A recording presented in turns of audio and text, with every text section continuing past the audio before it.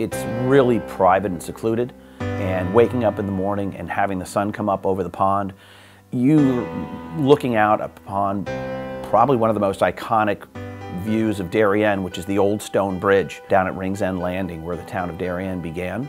And waking up to that is just spectacular. You're out on the terrace, you know, having coffee, and you're in this very tranquil, peaceful, quiet setting. We assumed that we would just take the house down and build our dream home. When we put the offer in on the house, we never even walked inside of the home. We just did it for the piece of land. And we walked into the door back in the keeping room. The original amounts of just hardware, woodwork, the fireplaces, everything was all original in the home. My wife and I walked through the home at that point, and I looked at her and I said, we can't tear this place down. We've got to do a restoration. So I've always had my hands in on vintage homes, antique homes.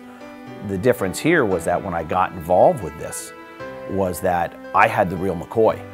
And many homes that are as old as this home is, in 300 years, they typically go through transformations. This home was untouched. Since it remained in the same family, they didn't change anything. Because they didn't change anything, I had everything original at my fingertips. We were very much aware that this was a very unique home and that it would take a unique buyer who's going to appreciate it. With that in mind, we wanted to put together the home so it had the contemporary layout and amenities that you would want in a home today. You have a large eat-in kitchen with a separate breakfast area.